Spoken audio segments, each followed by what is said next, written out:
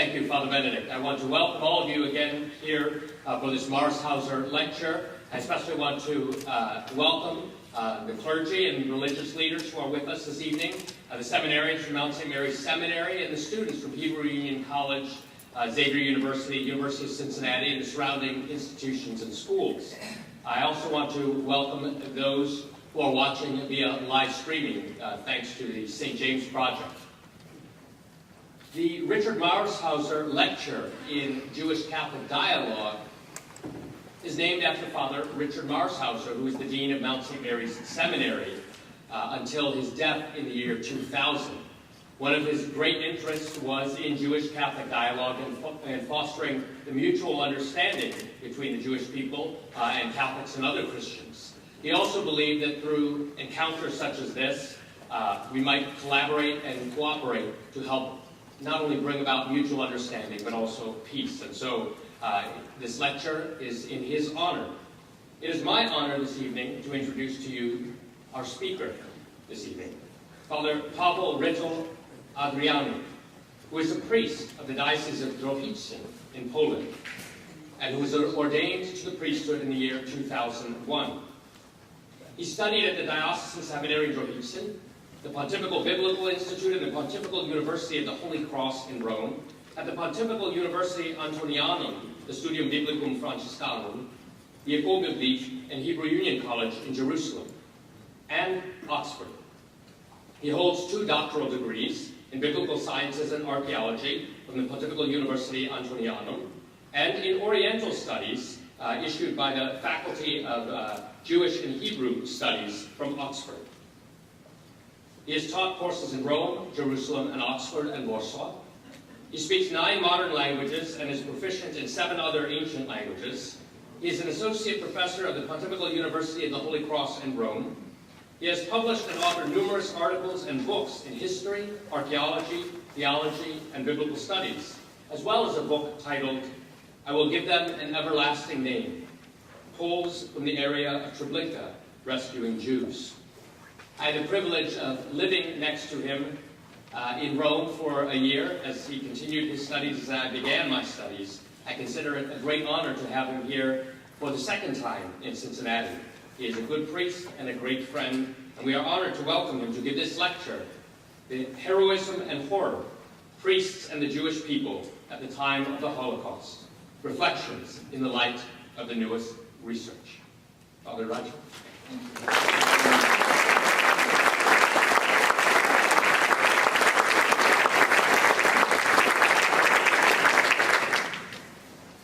Thank you very much, Father Kingsley, for your great hospitality in the seminary to keep me at home. Thank you very much. Thank you, Father Fernandez, for the invitation to give this lecture. And it is a great privilege to be, because we know each other since like 10 years already. This year is anniversary. I wish also to greet the many students here, including those from Mount St. Mary's Seminary, Hebrew Union College, Xavier University, and the University of Cincinnati, as well as those from other institutions in the Cincinnati area. I am very honored to see many clergy and religious leaders here this evening. Finally, having traveled about 4,800 miles to give this lecture, I am humbled that all of you have come here this evening for this lecture on a subject so dear to my heart. This is my 2nd time in Cincinnati. I was here 10 years ago with Father Roger Ansparger, originally from Covington, Kentucky.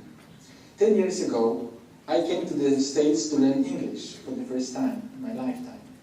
And he welcomed me in his parish.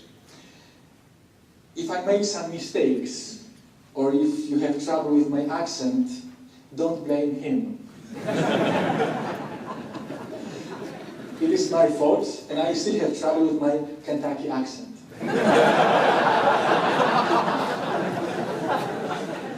But whenever I hear this accent in Rome or wherever, I feel at home, so...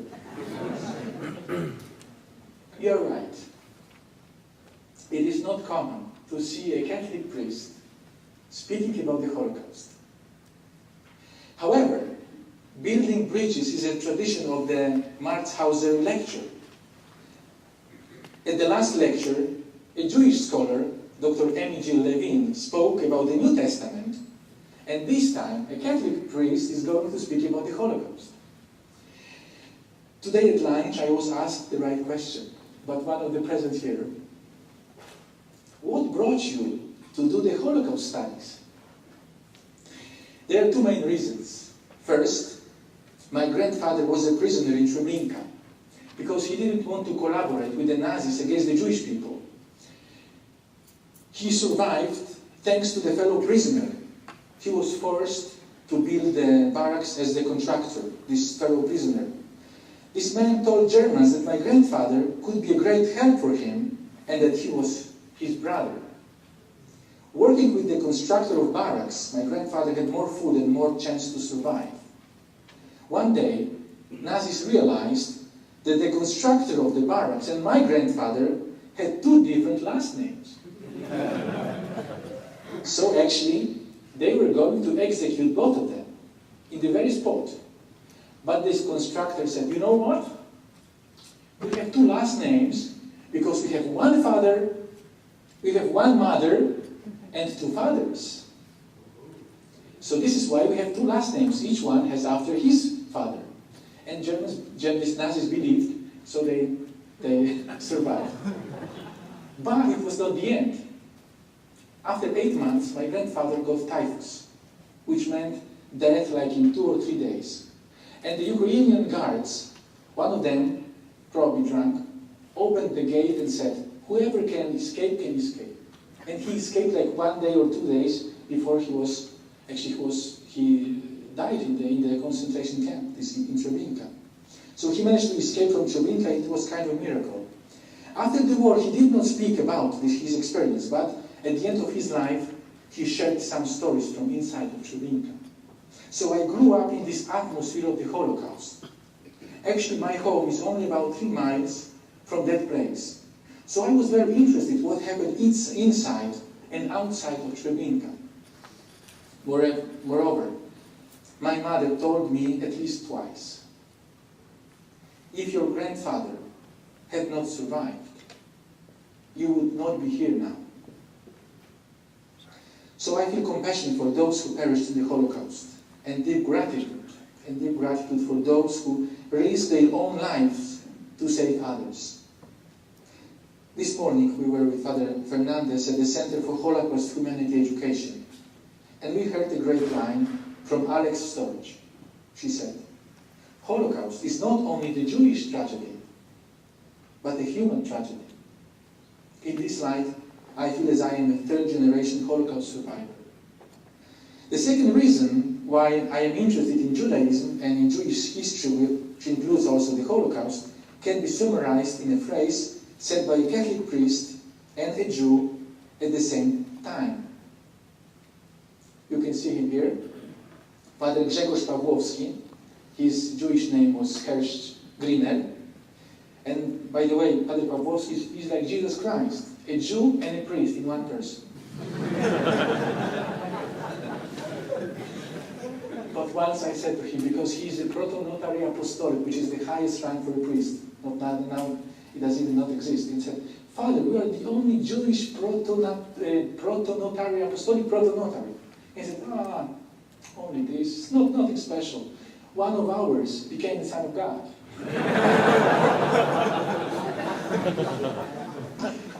And this priest said a very profound phrase. Whenever you meet Jesus, you meet Judaism. When you make the sign of the cross, in the name of the Father, and of the Son, and of the Holy Spirit, the second person is a Jew. So it shows the link between Judaism and Christianity, and he has no problem with this, because he's like Jesus Christ, precisely. And so it is so true, we cannot understand the New Testament without the Old Testament. Now, the title of the lecture, as you said, as you heard, Heroism Amid Horror, Christian and the Jewish People at the Time of the Holocaust, Reflections in the Light of the Newest Research. One may ask, has not enough been written about the Holocaust?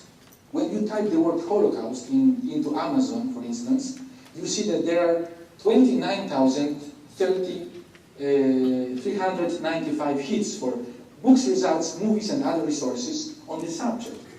Therefore, people sometimes assume that we know everything or almost everything about the Holocaust. It is argued in this lecture that such an assumption is mistaken. There are many areas of Holocaust studies that should be developed for a holistic and proper education. To this end, an image may be helpful. It is widely known that Swiss cheese has holes, or gaps, which are known as eyes. If there are many holes or eyes, it means that it is a good cheese. Swiss cheese without these eyes is called blind. In scholarship, it's precisely the other way around.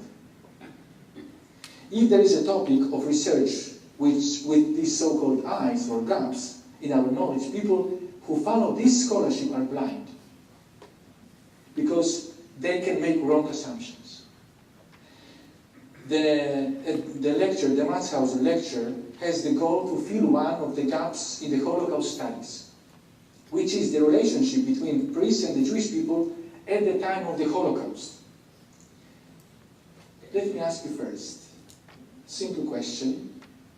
Have you ever heard about a Catholic priest being killed for saving Jewish people? Sometimes yes. Great. Have you ever heard about a bishop hiding a Jewish family at his home? Great. In order to proceed in a clear way, in this lecture, we will be divided in three parts, namely priests and the Jewish people. But when you speak about priests, you have to speak about bishops. When you speak about bishops, you have to speak about the Pope, Pius XII, at the time of the Holocaust. So it will be three main points, and then afterwards you will have time for questions, which are most welcome. Now let me share with you the newest research in this field, which includes almost 4 years of the studies. Findings are based on about 17,000 interviews, 10,000 pages of documents, and extensive research in archives, libraries, and museums, especially the Yad Vashem Institute in Jerusalem, which is a center for Holocaust studies. And about 70% of this research is mainly or in Polish or in Hebrew, but not yet in English. The results are being presented for the first time in the United States precisely at this, the Matzhauser lecture. Therefore, we might be surprised by some of the new material that was found, but you probably agree that we need some, more insights, and we need to fill this gap. So let's get right to the point. The Catholic priests and the Jewish people at the time of the Holocaust.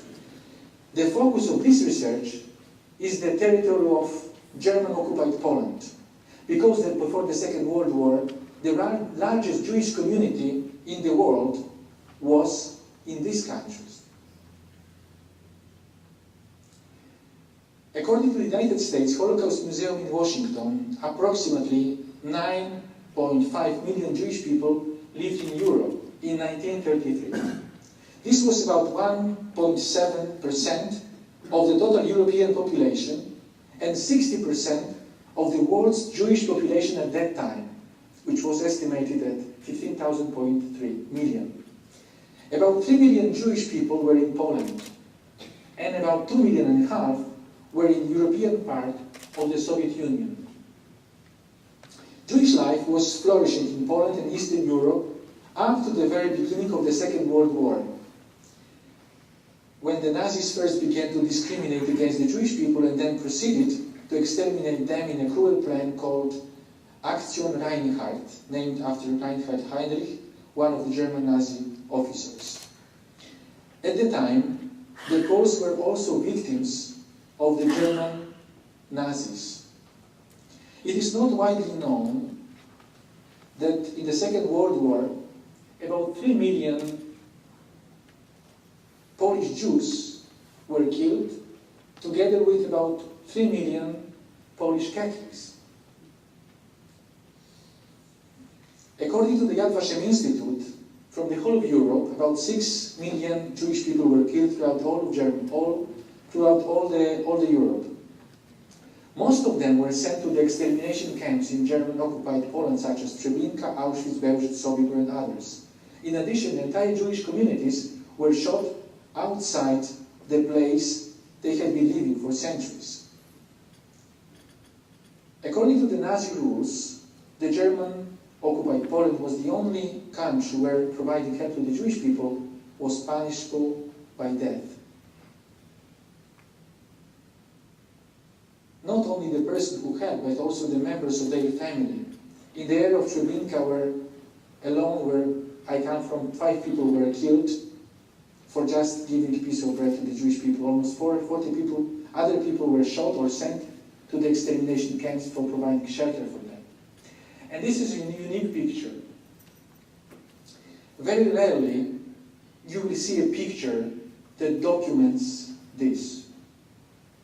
But recently, only a few years ago, a photo was discovered that was taken just after the extermination of more than 20 Poles for sheltering Jewish people. This picture was taken in Cegłów-Cisie, about 15 miles east of Warsaw.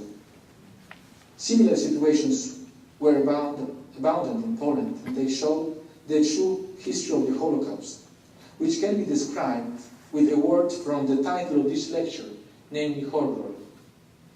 In my area, actually, they said about Treblinka that it was hell on earth.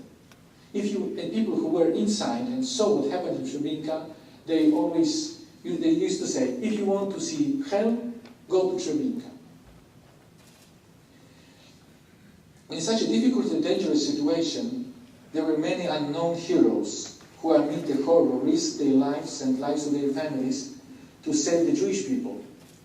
One of the most important Jewish historians of our time, Professor Antoni Polonsky, wrote the introduction of a book entitled, as Father Fernandez mentioned, I Will Give Them an Everlasting Name, Paul Saving Jews in the Area of Treblinka, which we wrote together with the director of the museum in Treblinka. So he wrote in the introduction, around 40 or 60,000 Jewish people survived thanks to Polish assistance. It took more than one Pole to save a Jewish person. End quote. This gives a figure between 160,000 and 360,000 Poles who, at risk of their own lives and those of their families, helped rescue Jews. Among the people who risked their lives to save the Jewish people were many priests. According to the statistics, in 1939, about 16,000 priests were in Poland. During the Second World War, 4,000 priests were imprisoned in various camps. Thus, in various parishes remained about 12,000 priests.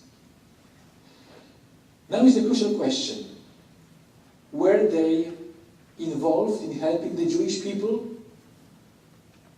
Did some of the Catholic priests risk their lives to save Jewish lives, despite difference of religion or nationality?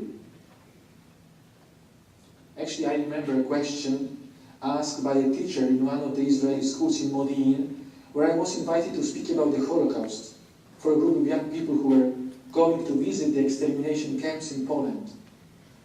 The teacher asked, would you risk your own life and the lives of your children or spouses to save other people in danger? We can ask ourselves the same question now in Cincinnati, Ohio, more than 70 years after the Holocaust. Would I risk my life and the lives of loved ones to save other people in danger? In this school, there was silence. But the teacher was not waiting for an answer at that very time. He wanted to indicate those who actually did risk their lives. They were heroes. They were saints. In terms of the Catholic priests, after reading miles of documents, together with a group of researchers, and books, as well as listening more than about 300,000 minutes of interviews, The group of researchers which I had the privilege to coordinate came to the conclusion that in Poland, about 1,000 Catholic priests risked their lives in order to save the Jewish people. Moreover, there is a list of 368 female religious convents where the Polish Jews found their home at the time of the Holocaust or received other help. We count in every convent, let's say, about at least 5 nuns. So totaling more than 1,500 nuns involved in saving Jewish lives, mainly the lives of children. Now, there's a question of how a Catholic priest could have helped in time when everything must be done in absolute secrecy, and when a priest in a parish was wearing a cassock every day. So it was extremely difficult for a priest to do something that was not noticed. Moreover, a priest was a widely known public figure. So even without a cassock, people could easily notice that he was a priest. So how they, actually, these 1,000 priests, how they helped the Jewish people? There were many ways, but in order to answer this question and to see how the Jewish people remember the Catholic priests at the time of the Holocaust, our team of researchers, 8 in total, worked almost 2 months, July and August 2014, in the archive of Yad Vashem in Jerusalem, which is the World Center for Holocaust Studies. We wanted to know what the Jewish people actually say about the priests. We wanted the testimony from the Jewish part, what they remember, how they recall priests in their area. And actually, we were surprised. Because our group found 115 testimonies of the Holocaust survivors in which a Catholic priest was mentioned in Poland. Actually, all of us really were surprised and edified at the same time. In 114 cases, Jewish people spoke very positively about the Roman Catholic priests as people who risked their own lives to help them. They describe all sorts of ways in which they received help. Only one testimony is ambiguous, namely the one in which Germans used to visit a local priest. He did not refuse to receive them the day after they destroyed the Jewish community in that place. However, we do not know if he had the contact with the Jewish people or not. So almost all the testimonies of the Jewish survivors are very, very positive, as they described the help received. In some cases, we have very inspiring and surprising picture from this archive. One of the testimonies is of Alicia Heiler, describes the story regarding her brother.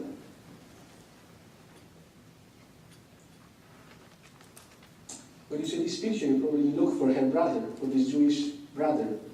Actually, Dr. Stefan Stiefel from Krosno, southern part of Poland, who received help from Father Chodorski from the National Catholic Church. And sister writes, that Father Chodorski not only agreed to give to her brothers a shelter, but also sent him his priestly cassock, which helped him to leave the city and escape into one of the villages. So here is a unique picture of a Jewish man in a cassock. And she writes, "And so, my brother, in the bright day, at noon, left Krosno, wearing a cassock in the company of Jadwiga Niepokój and other known person called Cichocka. When they were walking on the street, women approached my brother and, according to the custom at that time, kissed his hand. It did not even come to their mind who was this priest. In the village there is a tradition that the new priest celebrates a mass. And Father Chodorkowski had to find an excuse to save my brother and himself from this problematic situation. He said that my brother is a refugee from Poznan area who suffers some kind of nervous instability as a result of German repressions. So they did not even think who was this priest. My brother stayed with Chodorkowski a certain time and then with Aryan documents left for Krakow. And Dr. Stiefel, who you see on the picture, survived the Holocaust and lived in Austria afterwards. This story has a happy ending, but not all of them finishes like this. There is a list of about 30 Catholic priests who were killed for helping the Jewish people. And there is a list of another 120 Catholic priests who were killed, and the reason was not only one. It might be help of the underground army or help to the Jewish people or other things. But these 30 people, about 30 priests, were killed only for this reason. One of them is Father Adam Stark, a Jesuit from Słonin, eastern Poland, that you see here on the picture, and also with the family. He provided food and money to the Jewish people, issued false baptismal records, urged parishioners to help their Jewish neighbors, and hid Jewish children in the convent. When the Germans were burning the ghetto and taking the Jewish people to shoot them, he was courageously collecting children on the streets of ghetto. Father Stark then sent the children to the convent of the Sisters of the Immaculate Conception of the Blessed Virgin Mary, where the superior, Sister Marta and Sister Eva, a medical doctor, took care of them. Unfortunately, the Nazis found the Jewish children hidden under the roof of their convent. First, the Jewish children, and then later Father Stark and Sisters Marta and Eva, were killed on the 19th of December 1942, together with other people who were accused of sheltering Jewish people. We have the audio recording from one of the people from the area who testifies that Father Stark was given a chance to escape. He could hide under a car, but he refused, saying that he will offer his life with his people. Two sisters are now beatified by Pope John Paul II, St. John Paul II, and the beatification of Father Stark is on the way, as an example of loving one's neighbor to the end. And now let me share with you also a personal story. I lived in Israel for about 5 years, and I have had the chance to know many Jewish people and institutions. In particular, I became close to the Jewish community that comes from my area of Poland. Every year I was invited to participate in their annual meeting. The first time I went there, I spoke about the book that I mentioned. I will give them an everlasting name. And when I was speaking about the role of the Catholic priests in saving the prisoners who escaped from Treblinka, one of the women, actually a chairperson responsible for this group, asked, and here it is, Hannah, brother, she said, Father, may I say something? Yes, please. And she said, you know, my life was saved by a Catholic priest. How come? And she said, when I was in the place called Morze, I said, Morze, not Morze. When I was in this place called Morze, in Poland, very close to Siemiatycz, the family that sheltered us were in danger. And it was very, very hard time. So they thought that maybe they cannot make it more. So the woman went to see the priest in their parish and asked what they should do, what they want, actually what they have to do, because it is so dangerous. And they will kill not only the Jewish people, but also us. And this priest said two lines, actually. First, they were innocent people. The second, if you can, kill. And because of the priest's authority, this woman went back home home, it said, father from the parish said so and so.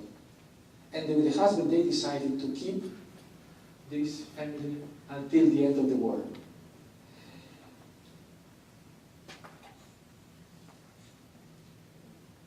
The story, and this is the Father Auder who said, keep them if you can. They are innocent people. And the story opened my eyes to one thing. I was a parochial vicar in this parish. But I did not know this story. I had to go to Tel Aviv to learn about the pastor from my parish where I was inside. And then I discovered also that he helped another person, which, because every Jewish community has the largest Jewish community, after the Second World War they wrote so-called Sifrei Zikaron, which means the memorial books. So they wrote the history, what happened to them. And also I found the testimonies about Father Auder, this priest. But it also opened my eyes that sometimes the Jewish people did not even see the person who helped them. Like Father Pawłowski at the beginning, when he was on, when he escaped, his Jewish friend said, do you want a false baptismal certificate? Yes, I do. Wait a moment. And he said, in half an hour, 40 minutes, he came with a document. Because the Catholic clergy at that time had the right to write civilian documents, in the sense that it was necessary for the so-called Kernkarte, your ID. So sometimes the Jewish survivors did not see the person who had them, because the priest was very easy to recognize. But obviously this is not the only story, but sometimes you are surprised even more. It was in such conspiracy that, I also discovered only in Israel that in this parish was another family, actually a friend of mine. So it was even, how you did not tell me this. But they sheltered Benjamin, and now he's a very, very close family to the Prime Minister of Israel. And because of the help that they provided, Bibi Netanyahu has his grandchildren and great-grandchildren. So sometimes there are stories in the places that we don't even realize that something happened in this particular place. Because it was a conspiracy. So it was the list that we have of 1,000 priests is not the complete list. There are many others. But only we know about 1,000 priests, Catholic priests. Now, priests, when we say about priests, we have to say something about bishops. So recently I had the chance to look through all the names of the bishops in Poland and to compare the information with what we have in our archive and what is in other archives. So the thing is that in 1939 there were 21 Roman Catholic dioceses in Poland. 7 remained without diocesan bishops, who were murdered, Diocese of Płock, lived in exile, Diocese of Gniezno, Poznań and Wrocław, were interned to other place, Lublin, were expelled from the diocese, Katowice, or were forced to leave their diocese, Diocese of Pinsk, my diocese, ancient diocese. 13 out of, and this was kind of, also surprising to see this, 13 out of the remaining 14 diocesan bishops or diocesan administrators were involved in helping the Jewish population. The activity of the one remains under research. He was German, and people accused him of being too soft to the Nazis. But we will speak about him. Just to give a few examples. Here is, for instance, Father Bishop Niemira. He's from my home diocese, from Pinsk, At the time of the Second World War, he was in Warsaw. And in Warsaw, these numbers, 40,000 or 60,000 Jewish people that survived, they survived thanks also to the authority of the bishops. Because bishops encouraged people to shelter the Jewish people. They encouraged the nuns to take the Jewish children. So it was very, very important role of them. And then the next one, Bishop Theodor Kubina was in Częstochowa, where is Black Madonna, Częstochowa. In 1925, Kubina became friend with the local Rabbi Nahum Ash. During the war, he encouraged priests to issue forged Christian birth certificates to the Jewish people and to find shelter for them. According to the bishop's instruction, this involvement of priests and laics was effective. Jews in Częstochowa were concealed in the convents of Albertine Sisters, Magdalene Sisters, Sisters of Nazareth, Oblation Sisters of the Sacred Heart of Jesus, Sisters of the Reparation of the Holy Face, Good Shepherd Sisters, Sisters Servants of Mary Immaculate, Ursulines of Roman Union, Sisters of Resurrection, and others. Similarly, the Order of St. Paul and Salesians of Don Bosco sheltered Jewish people. Even the granddaughter of Rabbi Ash, now Elizabeth Zielińska-Mundlak, had been concealed in one of the convent kindergartens. Bishop Twardowski in Lwów, for instance, had the 4 members of the Jewish family in his home. Also, Dr. Arthur Władysław Elmert was concealed at the Archbishop's home for 2 years. Unfortunately, Elmert's son was stopped on the street and by the Gestapo on August 8, 1943, and after being tortured, he disclosed their hiding place, and the family was killed, and Archbishop was being more frequent controlled. Now, also other bishops who were outside of the country spoke about what was happening in the country. For instance, Bishop Radomski from Włocławek, on December 14, 1942, on the London radio said, "The murders committed openly on Jews in Poland meets the blustering and gibes of the executioners, and their vassals must evoke horror and disgust in the entire civilized world. As a Polish bishop, I condemn with all certainty the crime committed in Poland on the Jewish population." The only bishop that is under investigation, as I mentioned, is Bishop Marius Plett, who, being German in nationality, was appointed as a temporary administrator of the neighboring diocese of Chełmno due to the extremely hard situation.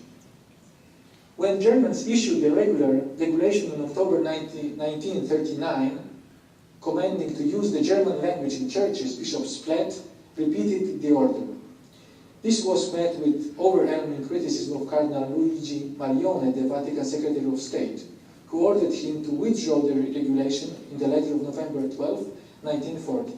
Bishop Plett explained later that he had introduced it after Gestapo arrested 6 priests hearing confessions in Polish. 2 weeks ago, I was in his diocese, in his residence actually.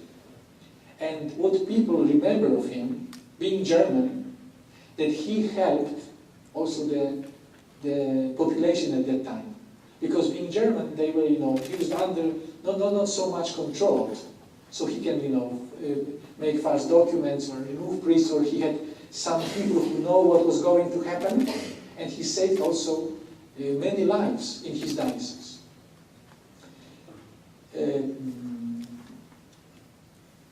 In terms of being involved in saving the Jewish people, and when we speak about the bishops, it would be naive to think that they did not know what the priests are doing in terms of, for instance, of issuing false baptismal certificates, which served as identity cards.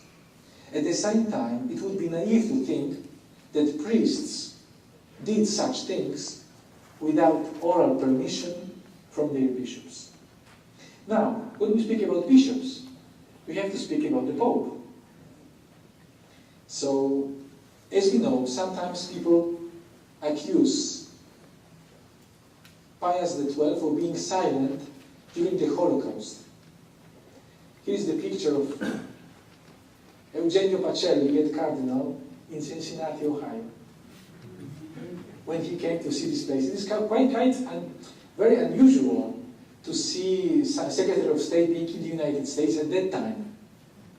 But here is the picture. So he was kind of a privileged place for, and then he became the Pope. But at that time, they more or less knew that he was going to be elected the Pope. Personally, I think that, so what can we say about Pius XII? Because when also I go to the Israeli schools, they say, tell me something about Pius XII. Personally, I think that the best line, the best words about Pius XII said recently Pope Francis, when he was in Israel and was asked by one of the journalists from La Guardia about Pius XII. And the Pope said, quote, they have said all sorts of things about poor Pius XII. But we need to remember that before he was seen as the great defender of the Jews, he hid many in convents in Rome and in other Italian cities, and also in the residence of Castel Gandolfo. 42 babies, children of Jews and other persecuted, who sought refuge, they were born there, in the Pope's room, in his own bed. I don't want to say that Pius XII did not make any mistake. I myself make many, but one needs to see his role in the context of the time. For example, was it better for him not to speak so that more Jews would not be killed, or for him to speak? I also want to say that sometimes I get existential hits when I see that everyone takes it out against the Church and Pius XII, and they forget the great powers in the countries. Did you know that they knew the rail network of the Nazis perfectly well to take the Jews to the concentration camps? They had the pictures, but they did not bomb those railroads, tracks. Why? Asked Pope Francis. In past years, scholars made significant progress in the study of the case of Pius XII, to the point that the exposition regarding this Pope in the Yad Vashem Museum has changed from being negative or accusing him for being silent to a more balanced statement. That research is in process, and the truth will be known after the Vatican archives becomes available to scholars, which is actually the will of Pope Francis. And here is the picture, one of the most powerful pictures of this pontificate. To see the goodwill also of Pope Francis. He is kissing the hand of the Holocaust survivor. On the way from Israel, he said, I did not plan this. It was just, I asked the Holy Spirit, what shall I do? And after what the Jewish people went through, he kissed the hand of every person. As you know, in Rome, there is a ceremony called Bacciamano, which means the kissing the hand of the Pope, which is a privilege. But here you see the Pope kissing the hand of the Holocaust survivors. Very, humble, and also very deep picture, very profound picture, to see also the link between the Jewish people and the Pope and the Catholic people, because he represents the Catholic Church. And so it was in Yad Vashem, where actually, as you know, in Yad Vashem, we have to say this, that Yad Vashem and the State of Israel gives the highest recognition to the priests, to the people who saved the Jewish life at the time of the Holocaust. And this highest award is called the title Righteous Among the Nations. As far from Europe, for more than 24,000 people, about 500 priests and nuns were honored with this title, the highest award that the State of Israel can give to somebody. Now, when the Pope John Paul II was asked about the attitude of Pope Pius XII to the Jewish community, he answered in 2 words: read glad. Read glad. Which means, read the documents of the Holy See published by a renowned church historian and Jesuit who spent many years in the Vatican archives and actually published the documents from the Second World War in 11 volumes. And one regarding Poland, it has, has A and B. And at the end of your handout, you have the address to this website where you can find all the documents in PDF. The large part of the documents is available online, and in these documents they wanted to publish whatever was available at that time from the archives. Sometimes you hear somebody speaking that we want to see the Vatican archives. They are already online. Large part of them. And the Pope Francis wants, to see whatever is there, just to publish and to make available. But when I had the chance to read this about Pius XII, about Poland, about the Jewish people, about the concentration camps, about Ukraine, more we read, more we know, it is better for the Jewish people and for the Pope Pius XII. Because we see what they did at this time. For instance, the rabbi of Rome asked Pope Pius XII 15 kilos of gold because Germans asked this contribution. But then the second day, he wrote another letter saying that we have this already. They collected this from the people. But then, can you imagine somebody asking 15 kilos of gold if you are not in good relations? So this is only one of the examples. You can read more in these books. They are in various languages, but you can read and see the documents actually. And after every volume, there is an index. So we have the places and the names. So it is very easy to find this in a particular document.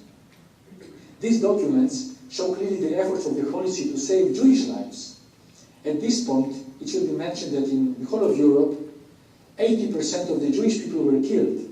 But in Italy, it was the opposite. About 80% of the Jewish people were saved. And many of them in the Catholic convents and seminaries. Many religious houses were open to the Jewish people because of the informal, oral encouragement coming from the Holy See. One of the examples how it worked, actually, is the case of the Dutch bishops, who made a public statement read in all the churches on July 20, 1942, condemning Nazi racism.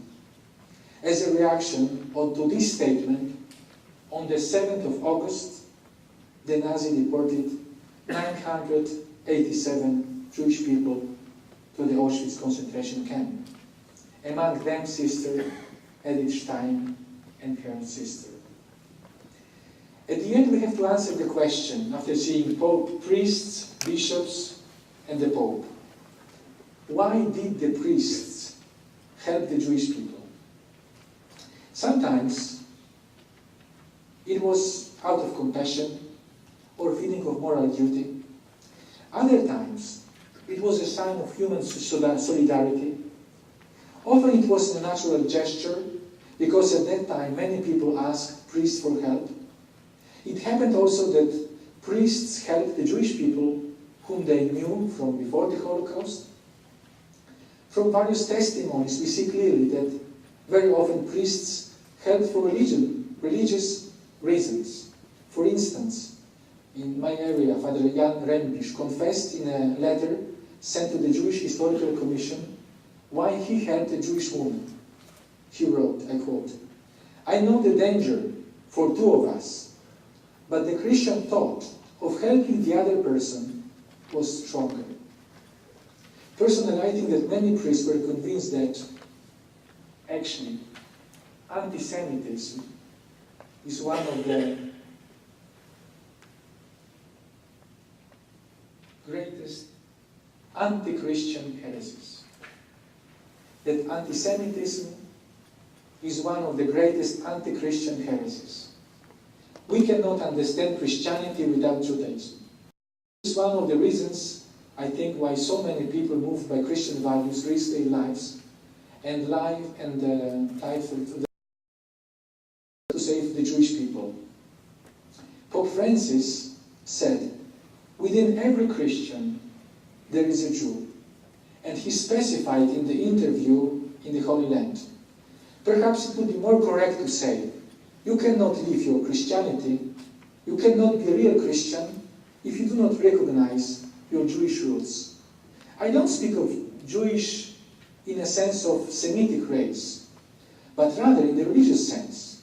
I think that interreligious dialogue needs to deepen in this, in Christianity's Jewish roots and in the Christian flowering of Judaism. I understand it is a challenge, a hot potato, but it can be done as brothers. I pray the divine office every day with the Psalms of David. We do the 150 Psalms in 1 week. My prayer is Jewish, and I have the Eucharist, which is Christian. Conclusion. The newest research shows many unknown situations where Catholic priests risk their lives in order to save the Jewish people. These data point to the three conclusions. First, about 1,000 Catholic priests in Poland, only in Poland, risked their lives to save the Jewish people during the Holocaust. Some of them were killed. Second, 13 out of 14 of the 14 diocesan bishops or diocesan administrators were involved in helping the Jewish population in Poland. The activity of one is remaining under research. And third, Catholic clergy's action to save Jewish people was not rare, was not sporadic. Rather, it was a typical of Catholic charity work during the Holocaust, which is still unknown, because priests did not look for recognition or honors, but did this according to their Christian values. In this lecture, we spoke mainly about the Catholic priests, but there were also many courageous nuns and lay Catholics who risked their lives to save the Jewish people. In the Thanksgiving week, let us remember them all, as they are heroes amid the horror of the Holocaust. Thank you.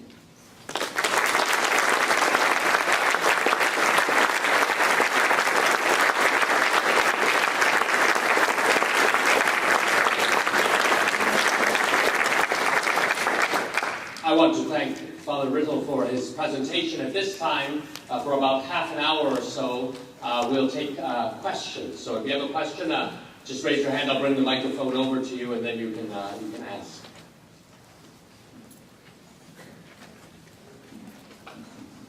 The one picture you had up there with the people that were assassinated, murdered, they didn't have shoes on. All the people but there were people standing around. Were those also going to be killed because they still had their clothing fully clothed and stuff? Yeah. So this picture is actually let's see this picture. Oh. This picture was taken, and this you see, for instance, this woman, and this is some of the members of the family were killed, and some of the members of the family are looking at this. So they were getting ready for a funeral. So I think that the family might prepare them for the funeral, or maybe this is the sign also, without shoes, that they are dead.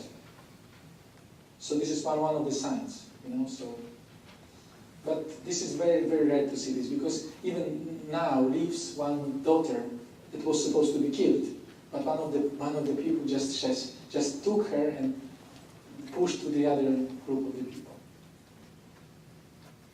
Other questions?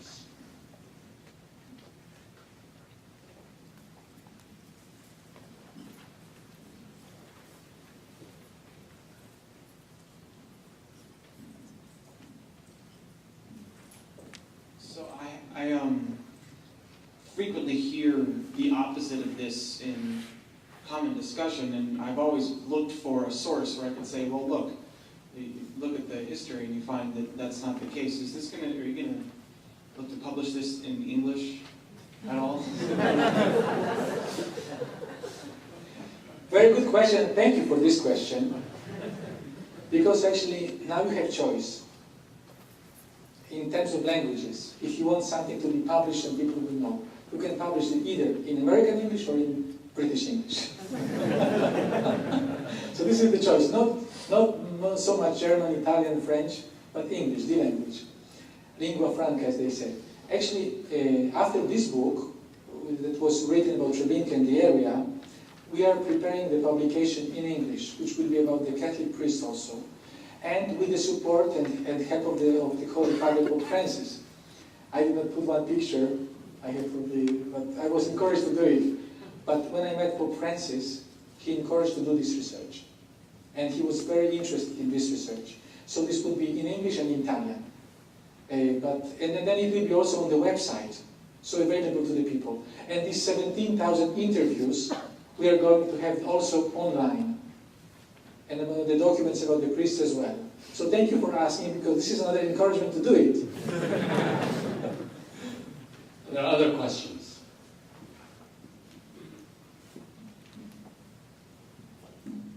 I recall a movie a number of years ago called Schindler's List. Yeah. It was an excellent movie, and how Schindler was able to save so many Jews by having them work in this factory. Yeah. Was he Catholic? Schindler, I don't think that he was, I'm not sure. But actually, you know what? Schindler, I have to check this, because Schindler is buried on the Catholic cemetery in Jerusalem. In Jerusalem, that's right. Yeah, so he's buried on a Catholic cemetery. So it might be that he was Catholic. Yeah, thank you for asking. Yeah, thank you very much. Because like in Jerusalem, you see many stones on his grave. Yeah.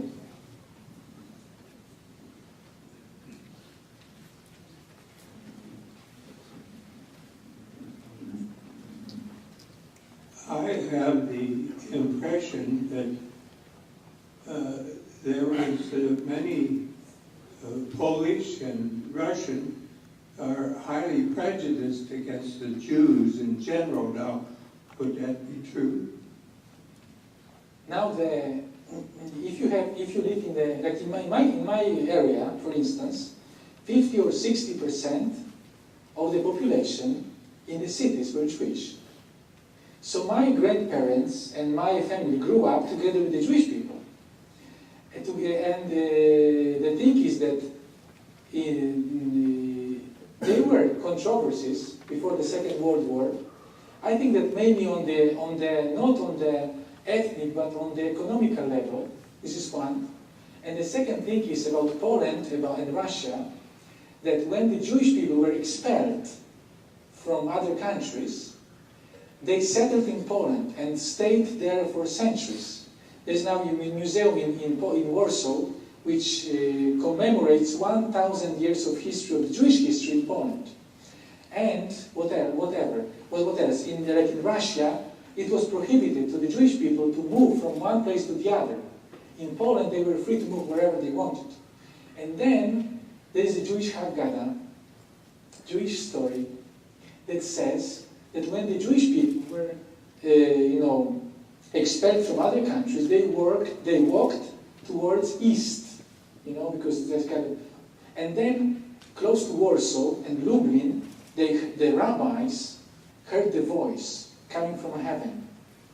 It was in Hebrew, and it was, here dwells God.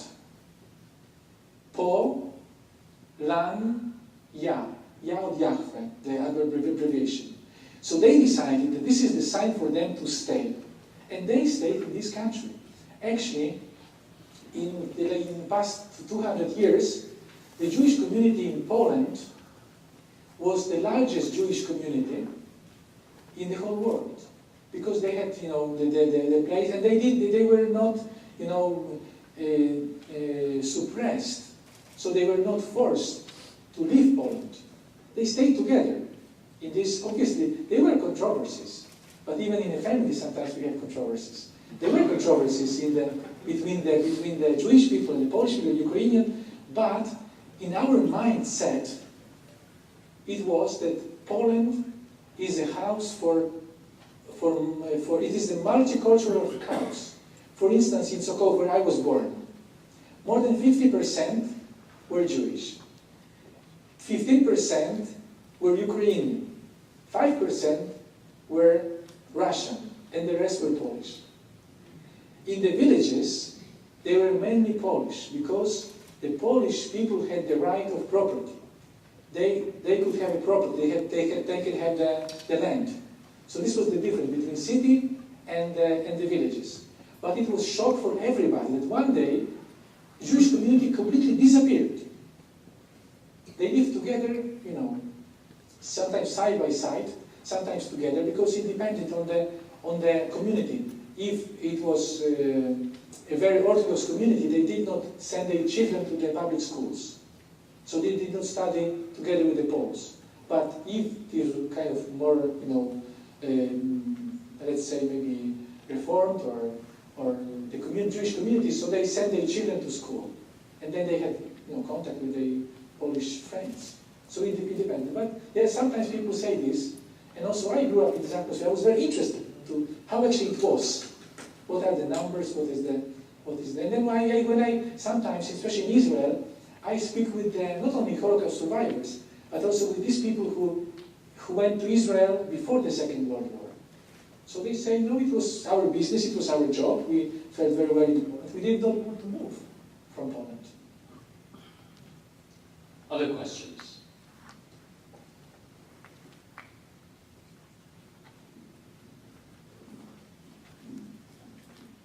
You talked about the contractor that helped your grandfather. Were there companies like Schindler's List type of situation in Poland where a contractor or a company might have saved many thousands or hundreds of Jewish people through employment? Even though I know that wasn't really part of your focus.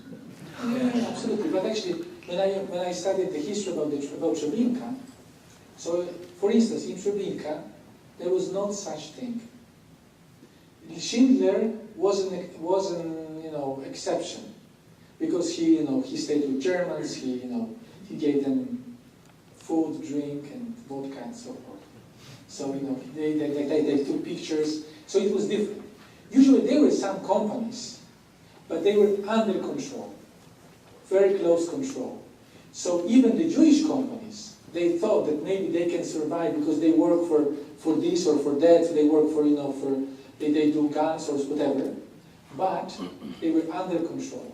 So like, for instance, the Warsaw Ghetto, how it worked, and then people who were, taken from Warsaw, even the noble people and the rich people, they were sent to Treblinka. They had tickets, so it was very, very, very, very professional, but also nobody would thought that it is the one-way ticket. So they went to Treblinka, and then like 10 kilometers before Treblinka, the train was closed, and you cannot enter and go straight to Treblinka. But this is an exception. Usually, people survived because they found a family, and it was one person that was sheltered, 2, 3 maybe family, 11 it was at most, but it was not a large number of people, because it was very conspiracy.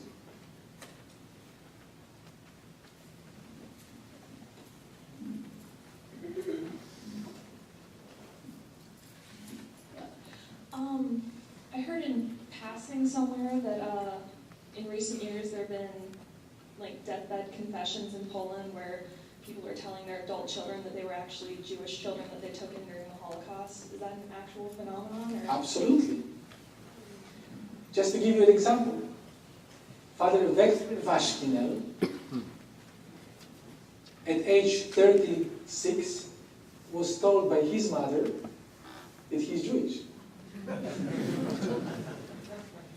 And then he discovered this as a richness. So there's a film called Thorn, because he's between his Jewishness and his Christianity. But now so after he finished his job as a professor, as a teacher at the Catholic University in Lublin, he then went to Israel. Now he's in Israel and works in Yad Vashem. What is interesting in his story, two things. First, that his Jewish mother wanted to convince, a Polish woman to take him. So she was very clever, and she said, "Take him, please, take him. He will become a priest. You will have son." And this woman said, "Okay." But then, nor her husband told him that he was Jewish. Nor they told him that you have to go to the seminary. They were against it at the beginning because they know his true identity. The only thing that was kind of surprise to Father Rytel-Andrianik was the thing that before his priestly ordination, the bishop took him to his chapel and baptized him. He didn't know why. He said, it was the Second World War, we never know.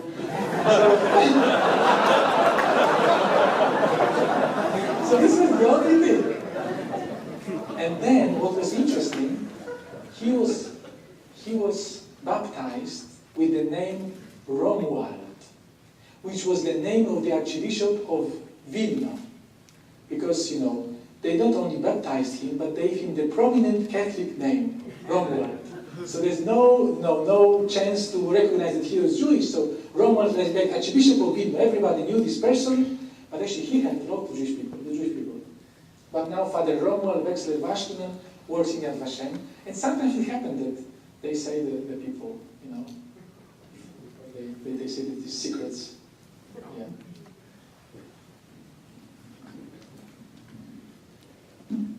Wasn't there a controversy about Treblinka a number of years ago as to what would become of it as a memorial in honor of the dead?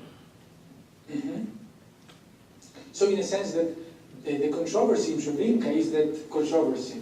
Actually, the thing is that a few years ago, they wanted to build a museum. So it was the place where we can put this museum, or in the spot of the gas chambers, or in the other spot.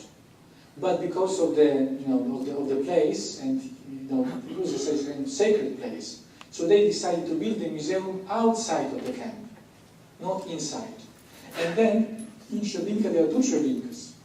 Treblinka number 1 for Polish people, and Treblinka number 2 for Jewish people. But thank you for asking this question, because just to share with you that in a few years you will hear more and more about it, that Treblinka was the worst camp for the Jewish people. Even it was worse than Auschwitz, for a very simple reason. In Auschwitz, you had your number, you can survive week, 2, you can escape.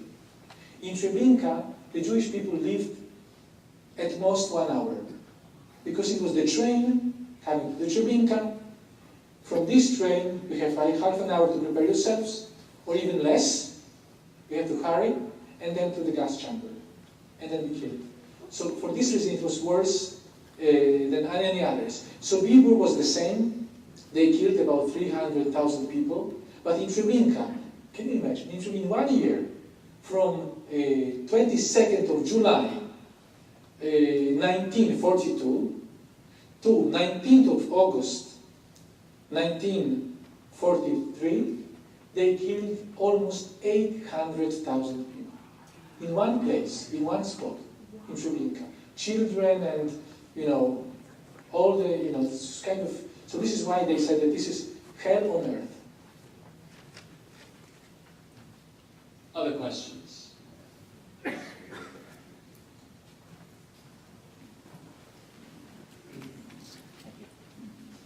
You mentioned that at the beginning of the war, there were 16,000 parish priests in Poland. And then you said that 4,000 of those priests were interned in the camps, Yeah. leaving 12,000 priests in the parishes. But then you said that you found evidence that roughly 1,000 priests rescued Jews. So that makes 1 out of 12. That doesn't seem like a very high percentage, especially in view of the fact that you also said that 13 out of 14 bishops encouraged rescuing. So why did so few priests obey the bishops? Very good question. And the thing is, I was thinking about the same. But the thing is that we don't, first, in Poland, the whole of Poland, so it was 16, let's say 12,000 priests remained in the whole of Poland. But the Jewish community was not so, big in the whole territory of Poland, but only in the eastern part of Poland, from Warsaw to the east. So all these priests in other dioceses, they could see a Jewish person, but they were not a large Jewish communities. But we still count them because they were part of the population. And then the second thing is that we know only about, I think that 1,000 is not the whole number. There are probably more priests. For instance, just to give you an example, we didn't know that one of the pastors just to give you an example, one person comes to see a pastor. Okay, this pastor in a place called Miedzna, 30 kilometers from Treblinka, opens the church, but this person wants to see not the main altar, but the choir. Strange. Okay, but if he wants to see the choir, we show the choir. They go to the choir, and he said, I was saved in this place during the Holocaust. So the Germans could not, realize that he was saved in a church. And the thing is that if you see the whole, let's say, professional people, let's say, or teachers, or doctors, or priests, or people who work in the villages, so this percentage is probably one of the highest, almost 10%. In a sense, when you have teachers, 10% of the teachers were involved in saving the Jewish people. You probably cannot find 10% of the teachers who were saving the Jewish people, because in Poland, it was not the matter of I want or I don't want to save somebody, but it was the matter of their punishment. So still, this percentage looks like it is low, but when you compare this with others, it is high. But thank you for asking this, because this is actually what I was thinking about. So first you see the priest, but in the whole picture, with not all the area of Poland were the same. For instance, in my area of Poland, were killed about more than 10 priests for saving the Jewish people. But in others, nobody, because there was not such a risk and not such a need. Other questions?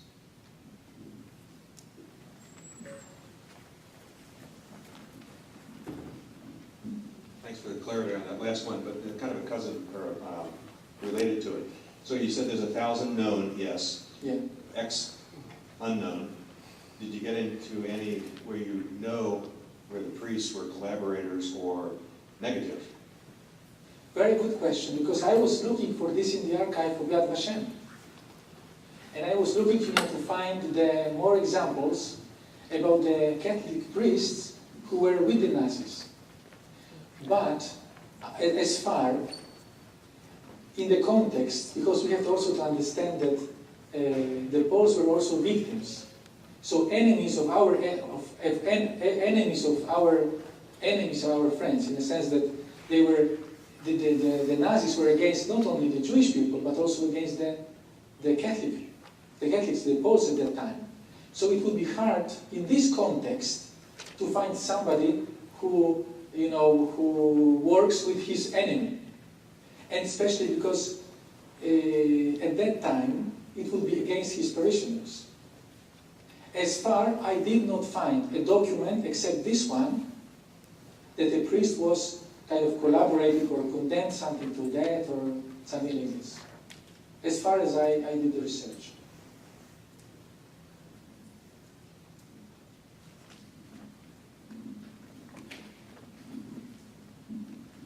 Aren't there still lots of records that you haven't gotten, you know, that, or that weren't written down, and the numbers could be much more favorable? Yeah, this is actually in this study. This is actually the main thing, because it was so secret that nobody wrote a record. But this is different between nuns and priests. For instance, we saw the files of priests in various dioceses, and we even know, because we know from the Jewish part, that these priests were saving Jewish children in this particular convent of sisters. So what happened? We saw his file, no mention. So someone would think that he did not help, or he was not connection. But then we saw the sisters' archive, and in the sisters' archive was quite different, because in the priest files they did not mention help to the Jewish people for very simple reasons. In 1939, when Germans took Poland, first thing they took the personal files of the priests. So if you find something about the Jewish people in your file, so you are suspected, you can be sent to Auschwitz or Dachau or whatever. But with nuns was different, because it was the whole community. They changed the names of Jewish children. For instance, Esther Gold was Maria Borowska, suddenly. But there is a custom, if somebody knows the religious lives and sisters' lives, there is a custom that in every house there is a chronicle of the house. And after the Second World War, it was the superior or sisters who were there, they were obliged to write what happened during the Second World War. And we found the names of the Jewish children saved in this convent, precisely in this chronicle. So it was different for priests, different for nuns. But the thing is that they did not write records. So what we have sometimes is only oral history. This is the only thing that remains.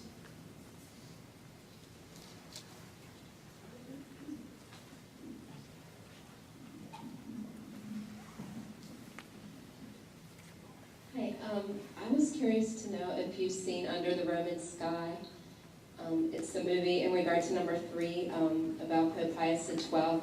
When we were down at EWTN, Father Mitch Pacwa interviewed a man named Ronald Richlag, and he's a lawyer who was defending the Pope's role in helping the Jewish people.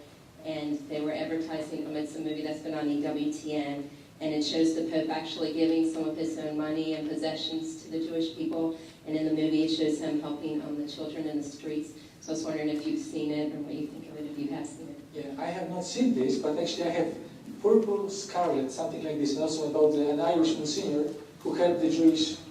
What is the name? The Scarlet and Black. Yeah. So this one was one of the things that I saw. Thank you. But just to share with you, with Pope Pius XII, the whole controversy, the whole question is like with the question of the role of the Americans during the Second World War. In a sense, that that after the Second World War, somebody accused Americans that they did not bomb Auschwitz. So you have the choice. Or you bomb Auschwitz and people there, and Auschwitz stops. Or you don't bomb Auschwitz and it works.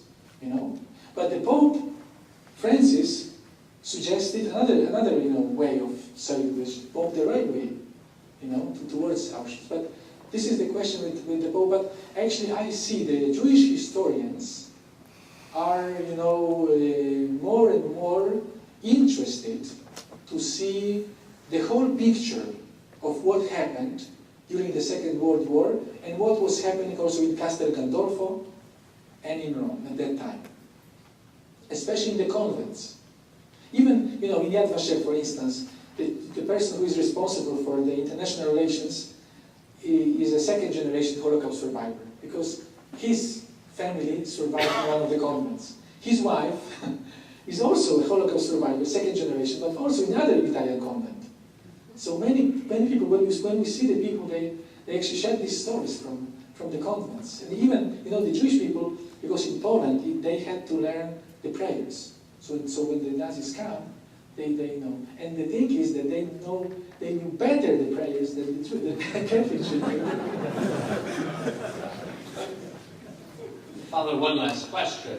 We are friends in real life, but we are also friends on Facebook. I have seen a picture of you with Pope Francis with blueprints for a chapel. Yes. Can you speak to this? Absolutely. Thank you very much for asking this. This actually, in Poland, will be the Chapel of Remembrance with the names of the heroes, the Holocaust. With the names of the names of the people who were killed for saving the Jewish people. And then with all other people. So in past year, we worked with a team of researchers.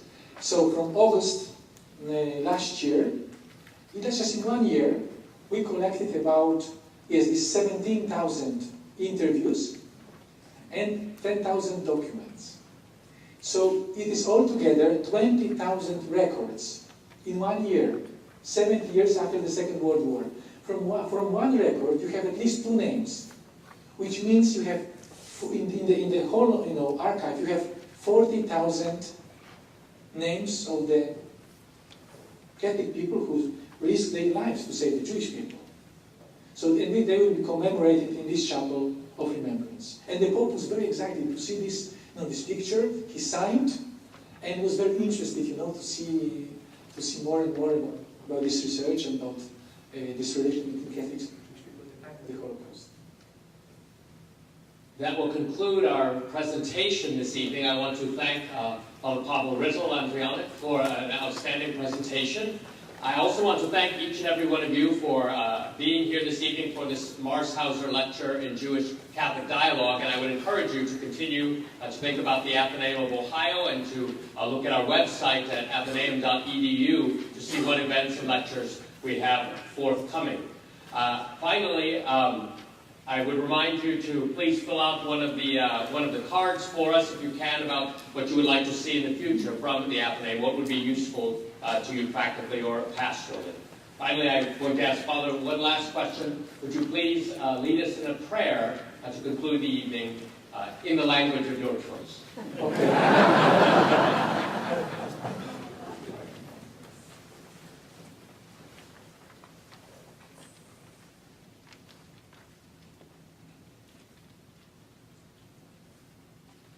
In the name of the Father, and of the Son, and of the Holy Spirit. Amen. Now will be the prayer that we hear in the Mass. Blessed are you, Lord, God of all creation, that we know. And this prayer will be in Hebrew, which is the source also for the Holy Eucharist. Baruch atah Eloheinu melech haolam, hamotzi lechem min haaretz. Amen.